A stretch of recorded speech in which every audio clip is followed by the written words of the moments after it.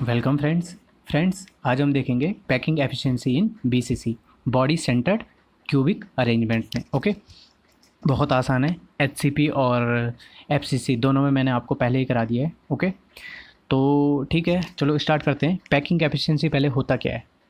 ठीक, एक unit cell में कितना परसेंट स्पेस पार्टिकल्स ने ऑक्यूपाइड किया है, उसी को क्या कहते हैं, पैकिंग एफिशिएंसी कहते हैं। ओके, पार्टिकल्स मॉलिक्यूल्स हो सकते हैं, आयंस हो सकते हैं, एटम्स हो सकते हैं। ओके, कुछ भी हो सकते हैं।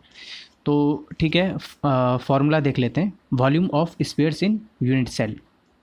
ओके, जो भी ये स्फीयर्स है उनके द्वारा जो वॉल्यूम ऑक्यूपाइड है, ठीक, यूनिट सेल में, वो divided by total volume of unit cell. Total unit cell है जो पूरा का पूरा, ठीक, उसका वॉल्यूम इंटू 100% निकालना है तो इंटू 100।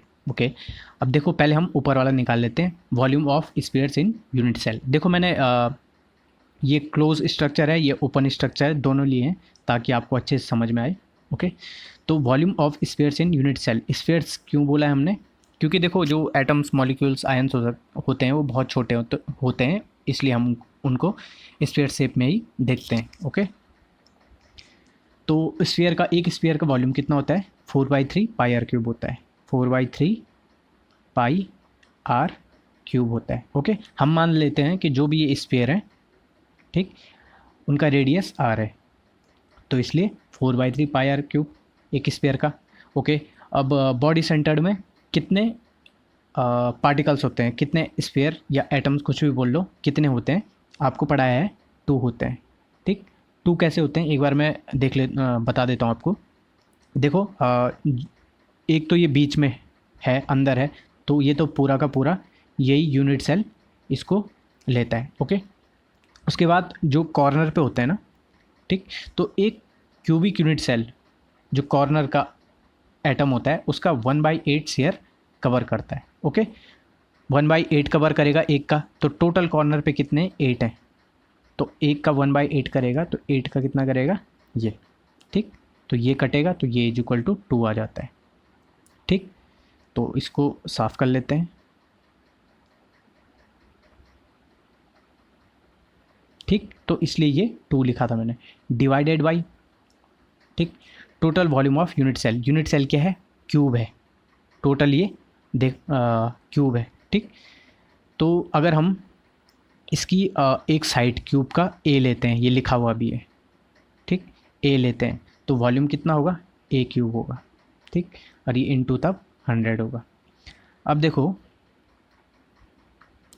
हम इसको ए तो लिख सकते हैं नहीं, क्योंकि फिर कटेगा नहीं कुछ भी। ठीक, कटेगा नहीं तो फिर पैकिंग एफिशिएंसी कैसे निकलेगी, परसेंटेज में कैसे निकलेगा। ठीक, तो हमें ए को आर की फॉर्म में अब लिखना पड़ेगा, रेडियस की फॉर्म में, क्योंकि हमें जो एटम्स होते हैं ना उनकी रेडियस पता होती है। ठीक है, पता कर लेते हैं उसका रेडियस, कोई भी एटम होता है, मॉलिक्यूल होता है। ठीक, तो इसलिए ए को हम आर की फॉर्म में ले आएंगे। ओके, तो कैसे ले आएंगे, देखो देखो ये यहाँ से लेके यहाँ तक आपस में टच हैं स्फीयर्स। ओके, वैसे यहाँ भी हम लाइन खींच लेते हैं, यहाँ से लेके यहाँ तक। ठीक, और यहाँ से लेके यहाँ तक भी हम एक लाइन खींच लेते हैं, इस कॉर्नर से इस कॉर्नर तक।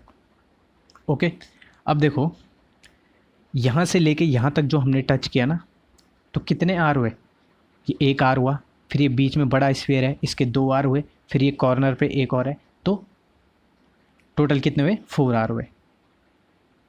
कितने हुए टोटल, यहाँ से पूरी डिस्टेंस ये कितनी हुई, 4 आर। ठीक, तो हम ये देखो, अब यहाँ पे ये 90 डिग्री है, यहाँ पे ये 90 डिग्री है, तो पाइथागोरस थ्योरम से हम क्या लिख सकते हैं, 4 आर का whole square is equal to, okay, ये साइड है ए, ठीक, तो ए स्क्वायर प्लस ये इस साइड का स्क्वायर। ठीक, यहाँ भी देख लो, इस साइड का स्क्वायर। ठीक, तो इस साइड को ए भी ले लेते हैं हम, ए भी लिख लेते हैं, ए बी, यहाँ पे भी लिख लेता हूँ मैं, a b, okay, plus a b का स्क्वायर। अब ए बी हमें कैसे मिलेगा, इसको आर की फॉर्म में ले आओ, चाहे ए की फॉर्म में ले आओ, तो कैसे ले आएंगे, देखो यहाँ पे 90 डिग्री है, ये देखो यहाँ पे भी देख लो क्लोज पैक में यहाँ पे 90 दिख रही है। ओके, और ये साइड भी ए है, ये साइड भी ए है, ये देखो ये साइड भी है क्योंकि क्यूब है ना, तो ये साइड भी है। अब देखो पाइथागोरस थ्योरम से फिर क्या होगा, ए बी का square is equal to a square plus a square, ये है ना, a square plus a square. Okay, तो ए बी स्क्वायर कितना होगा, a square plus a square. Okay, तो 4r का होल स्क्वायर कितना हो जाएगा, a square plus a square plus a square, तो कितना हुआ 3a स्क्वायर। कितना हुआ 3a स्क्वायर हुआ। ओके, तो अब हम यहाँ से a निकाल लेते हैं, तो कितना हुआ, ये सॉल्व कर लेते हैं इसको पूरा। 16r square divided by 3। Okay, और फिर इसका root is equal to a। ठीक, तो ये कितना निकलेगा, इसको सॉल्व करके देखो 16 का रूट कितना होता है 4, r का फिर r और नीचे ये √3 हो जाएगा। हो गया ये, ठीक है, इतना आ गया समझ में। अब हम इसका देखो a क्यूब निकालना है ना, तो इसका क्यूब कर लेंगे और इसका भी क्यूब कर लेंगे। ठीक, तो क्यूब करके क्या होगा, 4 का क्यूब कितना होगा हमारे पास 64 होगा, r का क्यूब r क्यूब लिख लेंगे, और √3 का क्यूब देखो √3 का क्यूब क्या होगा, √3 इंटू √3, तो 2√3 मिलके कितना बना देंगे 3, और एक √3 फिर हमारे पास बच गया, तो ये भी √3 लिख लेंगे। ठीक, तो a क्यूब हमें मिल गया। अब यहाँ से इसको a क्यूब लिखा हटाओ और वैल्यू लिख दो जो हमारे पास आया। देखो कितना आसान था ना, यहाँ तक आना बहुत आसान था। अब देखो ये वाला 3 नीचे आ जाएगा और जो ये 3√3 है ये ऊपर चल जाएगा। देखो 2 इंटू 4 पाई r क्यूब। ओके, ये 3√3 ऊपर चल जाएगा इंटू 3√3। ओके, और ये जो 3 था ये नीचे आ जाएगा, divided by 3 into 64 r cube into 100। ठीक, कोई शक? ठीक है, अब देखो अब काटेंगे, हम कट करेंगे। 4 इंटू 2 8 होता है। ओके, ये कटेगा 8 8 जा 64। ओके, फिर ये 3 से 3 कैंसिल होगा और r क्यूब से r क्यूब कैंसिल हो जाएगा। फिर हमारे पास क्या बचेगा, pi into √3 divided by 8 into 100। Okay, और हमारे पास जो पाई की वैल्यू होती है ना, इसको थोड़ा और इधर लिख लेते हैं, pi into √3 divided by 8 into 100।